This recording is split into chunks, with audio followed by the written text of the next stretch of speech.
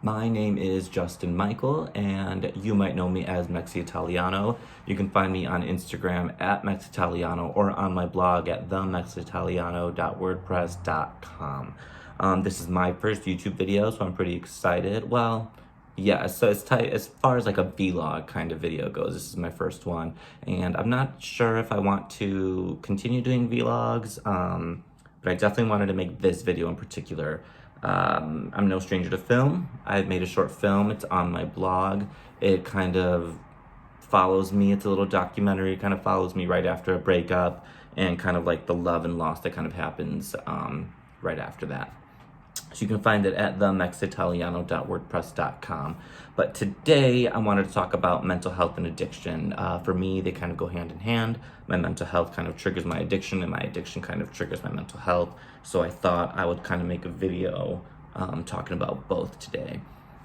So yeah, mental health and addiction. As far as mental health goes, I was diagnosed with anxiety and depression last year, and I now take medication for it. But I kind of want to talk about how I got to that point, because I had not been medicated until the fall of last year, and I am not a proponent for big pharma, and I'm not saying that you need to go out and get medicated to feel better. Everybody is different.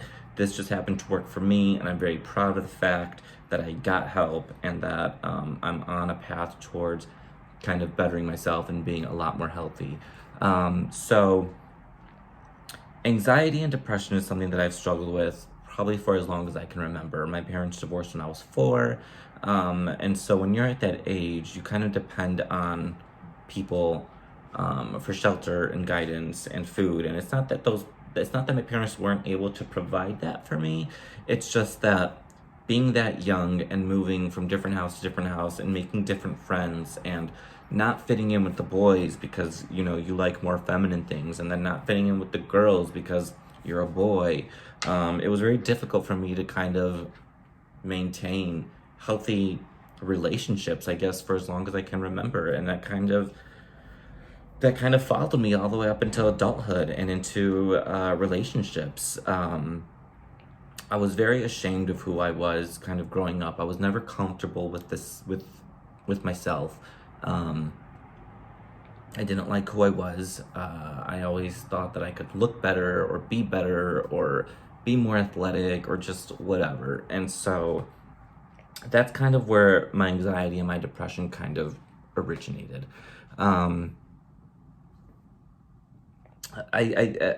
It really kind of took a turn when I was 18. That was the year that I came out. That was the year that I had my first boyfriend. That was the year that I had my first breakup. And I remember my cousin told me, she was like, Justin, she goes, one day everything just changed. You were always so happy and you loved to be out and you loved to laugh. And then one day it was just different.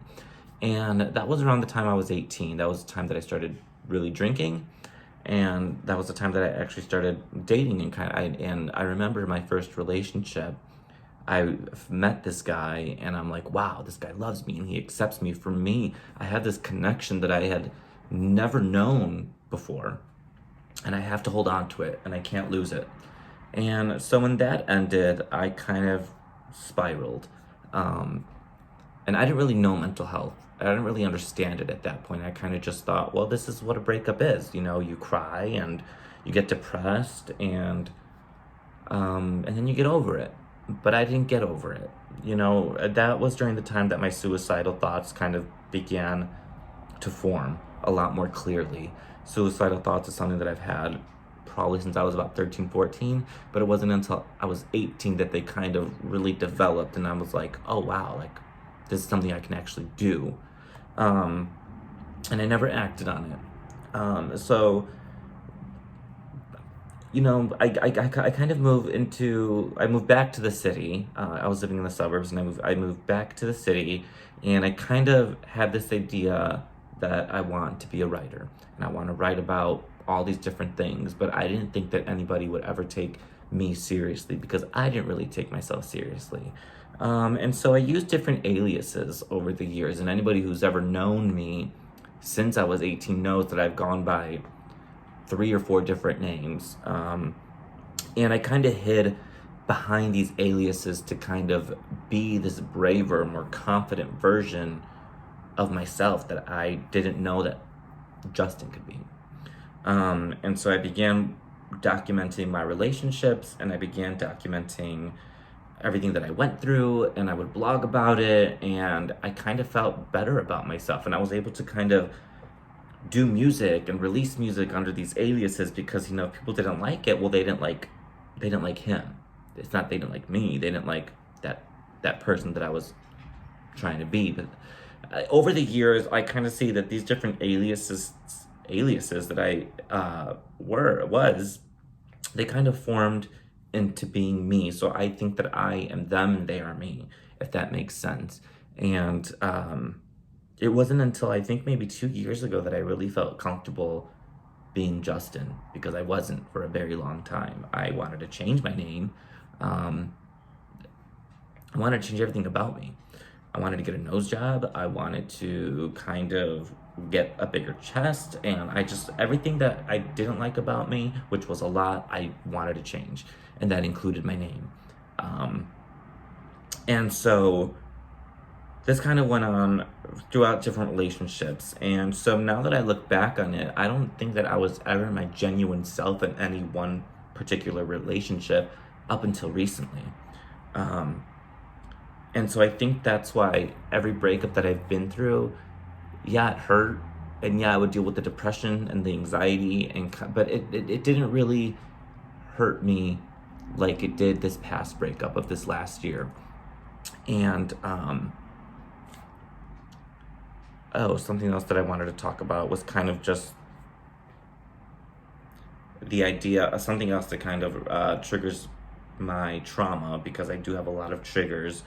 And we'll kind of get into what triggers me before we get into this next part of the video, which is kind of like the relationship and kind of getting into therapy and finding a doctor, psychiatrist, and kind of getting on medication. But there are a lot of things that trigger my anxiety and my depression, and some of those things are kind of just like fear of abandonment, fear of someone leaving you, because that's all I've known. Since I was 4, I saw my dad, walk out of the house, and it's not that he left and he was gone forever, but he wasn't home anymore. I vividly remember, and now I can talk about it, and I didn't be able to talk about this before, but I remember one day in particular very clearly. I was 4 years old, and I was standing in the hallway of our house, and my parents were fighting, and I watched my dad cry, and I watched him leave. And so I think that's kind of where my fear of abandonment kind of comes in. And so anytime that I feel a connection with someone, or I feel any love for a person, and I feel them maybe drifting away, or I feel like I may lose them, I begin to spiral. And when I say spiral, I mean that's when kind of the anxiety attacks kind of come in, the kind of compression on the chest, and the very difficult to take a full breath, and very difficult to focus, and you feel physical strength on your chest, basically is how I can describe it. And that got worse. That was just kind of like a light anxiety attack in that I've experienced. And so another trigger for me, is kind of just being touched in a way that I don't feel comfortable with. So that can be something as simple as you putting your hand on my shoulder when I'm not expecting it, or you putting your hand on my thigh when I don't know that that's what you're going to do. And so for me, it's kind of like a jerk reaction, and I kind of take a step back, and I kind of push the person away. It's how I used to be, and that kind of stems from when I was 23. I was a victim of rape, and I still hesitate to say that, because though I can talk about it now, it's still a very sensitive subject for me. And I never really talked about it. I told my therapist, my recent therapist, this happened when I was 23, 22, 23, around that age. I told my recent therapist, but when it happened, I had only told my stepmom. And I remember feeling like it was my fault, because I made the choice to go to this person's house. I obviously didn't make the choice for him to take advantage of me, but I made the choice to go over there to be intimate with this person. And so I remember when it happened, I just felt very scared. And so as soon as I could, I got out, and I didn't know what to do. I walked home, and the first thing I did was take a shower. And I remember wiping and seeing blood and kind of just freaking out.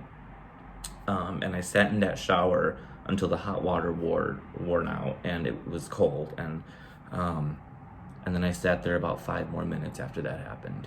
And it took me a little while to kind of understand what had happened to me. And I didn't tell my stepmom for about maybe 3 or 4 days. And the first thing she said was, do you want to go to the hospital? Do you want to go get checked? Do you want to file a report? And I said no. I said no to all of it. And I didn't know why I said no. I think at the time, like, I felt like it was my fault, because I made the choice to go to his house. But ever since then, I get very uncomfortable when people touch me, and I don't expect it when I don't see it. And so that's a trigger for me right now, as well as kind of, thinking that people are going to leave. And when you have anxiety and you think someone's going to leave, my brain truly believed that people were going to leave, to the point where I would go out with a group of friends, and we would go to a club, and I would be drinking, and if they went to the bathroom and I didn't see them, I would go into full-fledged panic attack, and I would need to get out of that bar, and I would need to go home. And that happened on more times than I can even count. I would lose my friends in the bar, and the first thing I would do was freak out. I would look around, everything would just be a blur, and then I would go out, call a cab, and I would go home, and I would be done for the night. And even to this, well, I haven't really been out much since I've been on the medication, so I really don't know what my response would be like in that situation anymore. And that's something else that my mental health has prevented me from doing, was going out and being social with people, because I was afraid of being alone or being in a foreign, unfamiliar place and not being able to fend for myself, I guess, or be responsible for my own well-being. And so that was that. As far as addiction goes, I've always dealt with alcohol addiction. I kind of used alcohol as an escape, as a way to not feel any sort of sadness. And for a while it worked for me, and so I thought that was the answer. And that got to a point where, and this was when I was like around that same age, 22, 23, I remember that I drank so much, and then I drove home, but I don't remember driving home. I had woken up the next day in my apartment. I was living at Rogers Park at the time, and I woke up not knowing how I got home. And my keys were still, the front door was closed, but my keys were still in the door. And I said, well, my keys are here, so where's my car? And so I went into the back, because at this particular apartment we had assigned parking spots in the back. And my car was there, and the driver door was open, but the car was off. And I remember going to look at the car and being scared to even approach it.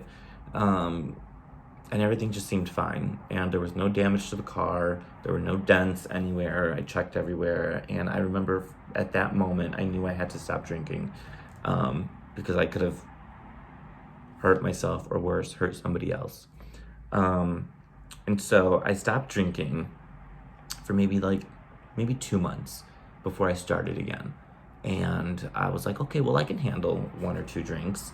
And then I did. I was able to handle 1 or 2 drinks. But the kind of thing with addiction is that that's how it starts. You start with 1 or 2 drinks tonight, maybe 3 the next night, maybe 5 on the weekend, maybe none on that Monday.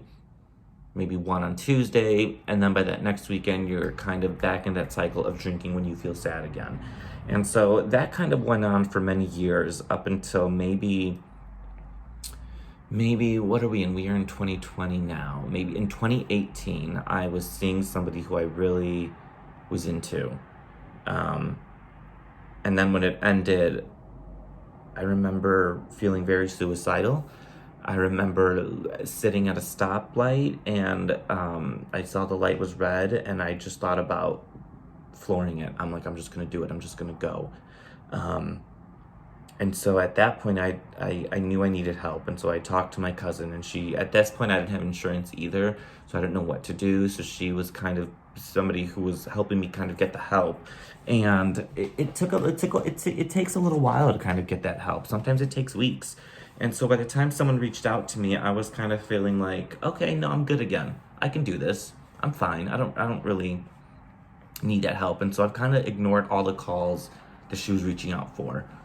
She was reaching out to different free therapists and free psychologists, and I was kind of ignoring it because I thought I was better.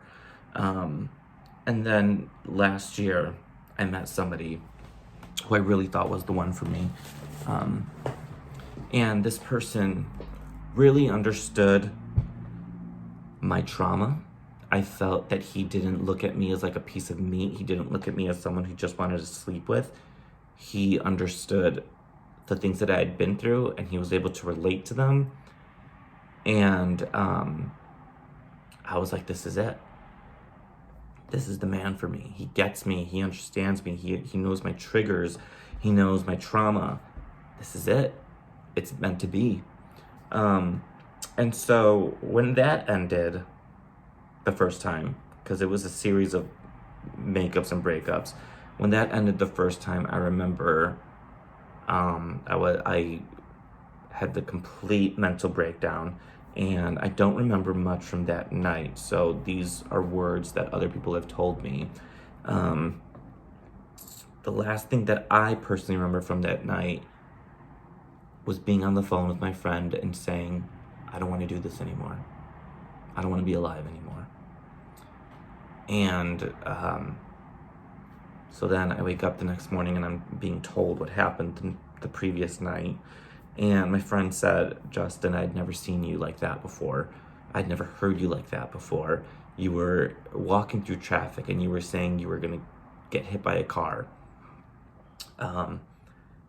And that was words from one friend. And then I talked to my roommate and she says, Justin, I've never seen you like that. You were on the floor in your underwear and you were crying and saying you didn't want to be alive anymore. And so that was like code red, emergency midnight intervention. And a couple of my friends came over that night to kind of make sure that I was okay. And I don't remember it. All I remember is the next morning, and then feeling ashamed and not wanting to talk to anybody. So that was then. That's when I knew I needed help. And that's when I knew I needed to get professional help. And so I got a therapist first. And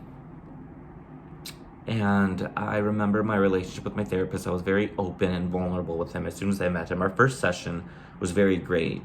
And at that time, I was kind of back with this guy that I had just broken up with and had the breakdown over. And we were kind of just... We weren't right for each other. We both had our own demons that were fighting, and we were just kind of bringing them to the table. And it was like World War III when we were together. It was not good, and we were triggers for each other. Well, he was a trigger for me. I can't speak for him, but I remember my anxiety reaching a peak while I was with him because I would get so worried and so anxious when I wasn't with him that I couldn't focus on my work at home. I wasn't there with my family on the weekends like I like to be. I wasn't giving my dog the attention that he deserved. I wasn't eating healthy. I was just worried about this relationship and not losing it and not losing him. And so whenever I was not physically with him, my anxiety would trigger. And I would go into panic mode and I would be texting him, are you okay? What are you doing? Are you at the house? What's going on? And so my therapist was trying to help me work through that. And, you know, a therapist's job is not to say, this is right, this is wrong. A therapist's job is to kind of help you with the decisions that you make and kind of help you make sense of the decisions you make and help you understand why you chose to make that decision versus another decision. So I remember at one point getting really angry with my therapist, and I remember I left therapy and I said, I need to find a new therapist. I don't like this guy anymore. And I did start looking for another therapist, and instead of doing that, I kind of just said, I'm not going to go next week. And so I took a week off from the therapy, and that kind of helped me get my thoughts together. But during that time, the relationship that I was in had ended, and it was a very brutal breakup. For those who kind of followed my Instagram, you kind of maybe saw a little bit of it, but it was very bad. And that's during the course of the relationship. Also, I should mention that he was on prescription medication for anti-anxiety, and I used to get very anxious leaving the house a lot because my dog would be alone, and, you know, this was a new apartment for me, and I didn't really know the neighborhood, I didn't know the building, I didn't really know anything about what was happening at the apartment when I wasn't there. So my anxiety would trigger a lot when I would leave the house because I knew my dog was alone. And one day he said, do you want to try this? And I said, what is it? And he said, it's for anxiety. Trust me, you'll feel better. And I remember asking if it was addictive, and he said no. So I said, okay, sure.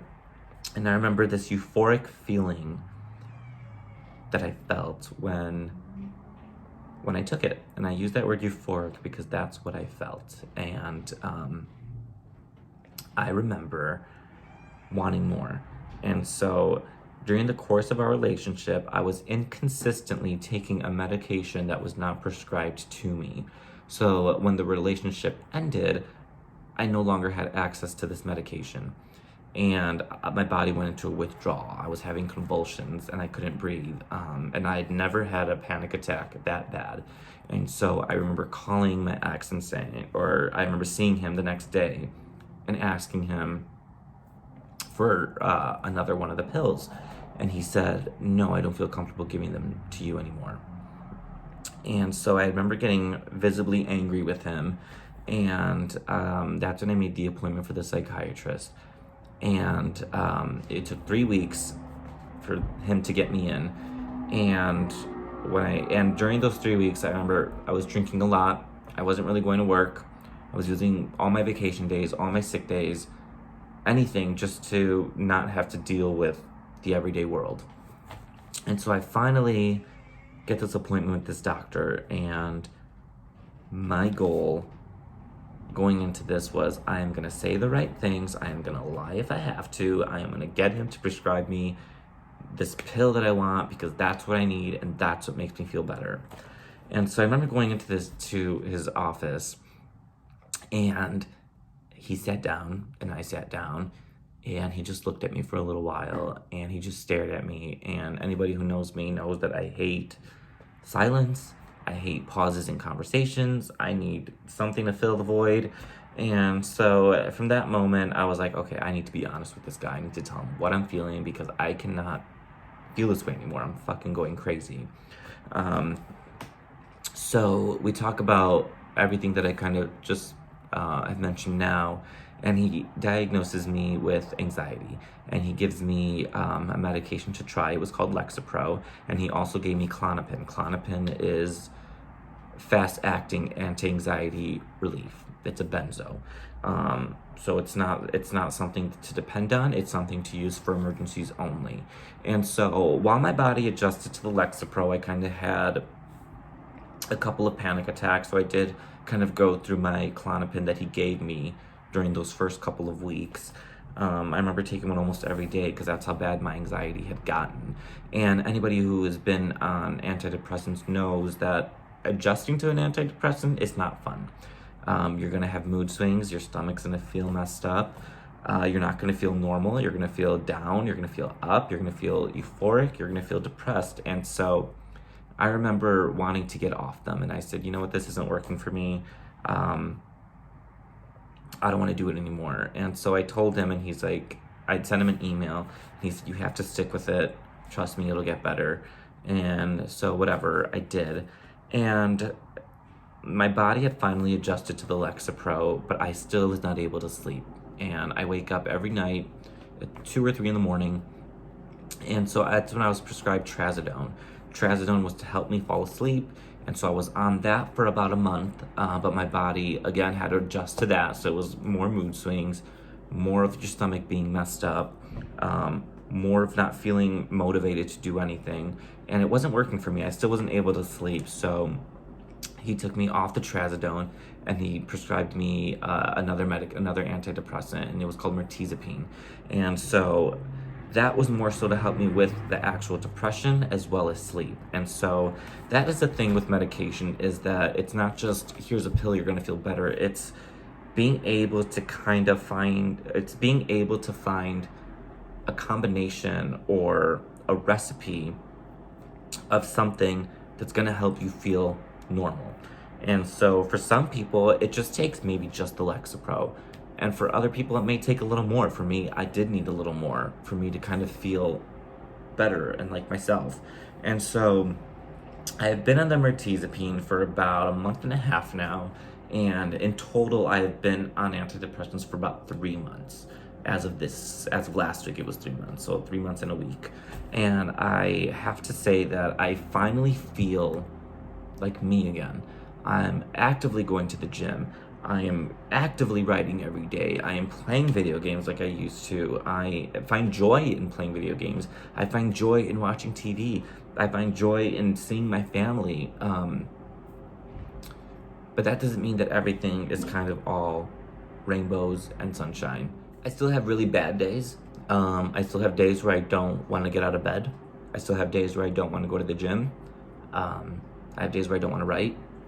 And I remember a couple of weeks ago, I went out to lunch with my parents, and after I had left, they had both individually texted me, and they said, "You look really good. You look happy."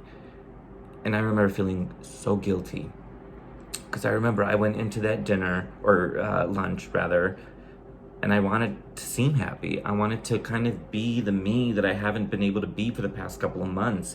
I wanted to be the me that they haven't seen because of what I was going through. And so I made an attempt to be happier and to keep my phone face down and to kind of just live in that moment. But as soon as I left, I felt so sad. I remember crying on the way home. And then when I got that message, "You look so happy, you look so good," I remember feeling just like crap. Because I knew that I have these great things in my life. I have wonderful parents. I have wonderful siblings. I have a great dog. I have an amazing roommate. I have a wonderful support system. And I thought, what's wrong with me that I can't appreciate these things? So this video isn't, to say, hey, get a medication, you're gonna feel better. This medication is to kind of document the highs and lows of medication, of antidepressants, of anxiety and depression. So I remember at the beginning of this video, I said I didn't know if I wanted a vlog anymore. But now that I've made this video, which I had a very brief outline, I didn't have it all planned out. I didn't know what I was gonna say. But I think that maybe I do want to start logging mental health checkpoints. And this is not, again, for you guys to kind of feel bad for me or to kind of get sympathy from you guys, but this is more so to say that you're not alone. And if you need help, because I know not everybody has the same resources that I do. Not everybody has, a therapist and a doctor to help them. I am very fortunate enough to have that, and I'm very fortunate enough to kind of appreciate that. So anything that I can learn or anything that I can share with you, I'm more than happy to.